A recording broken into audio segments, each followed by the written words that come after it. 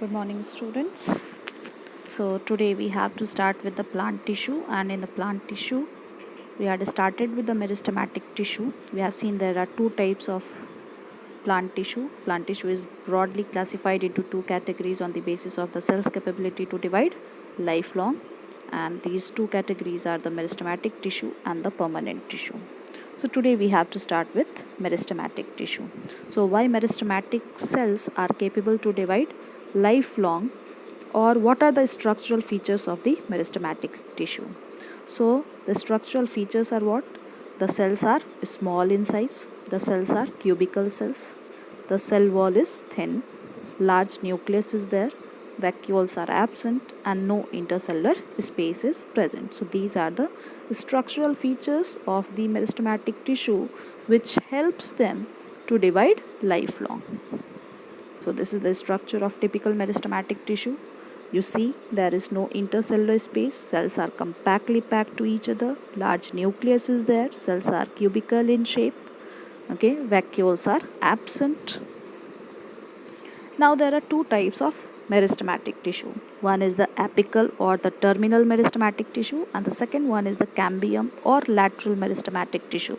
There is also one of the third type of meristematic tissue, that is intercalary meristematic tissue, but it is not in your syllabus. Okay. So meristematic tissue, apical term is derived from apex, and apex it means tip. Apex it means tip. So when a tissue is present at the tips of the plant, it is known as apical or terminal meristematic tissue. So this apical meristematic tissue is present at the root tip, is present at the shoot tip, it is present at the tip of young leaves, it is present at the tip of young birds.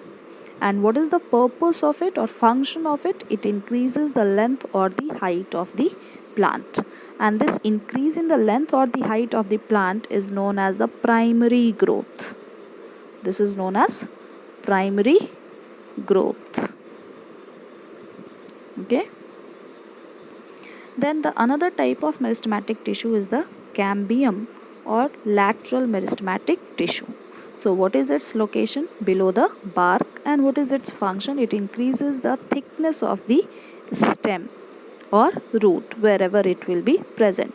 So increase in thickness or diameter is known as the secondary growth. Increase in thickness or diameter is known as what? Secondary growth. Okay. So here is the diagrammatic representation of the location of the different types of meristematic tissue. So this one is the apical meristematic tissue present at the shoot tip over here. Intercalary meristematic tissue is present at the base of the nodes and the internodes, and it increases the length of the nodal or internodes of the plant. Okay. Lateral meristematic tissue is present just below the bark, and the purpose of it is to increase the diameter or the thickness of the stem. So this helps in the primary growth of the plant, and this one helps in the secondary growth of the plant. So apical meristematic tissue is present at the tips of the plant, increases the stem and root length, and the lateral meristematic tissue increases the root and stem diameter, that is the secondary growth of the plant. So this is all for today. Thank you everyone.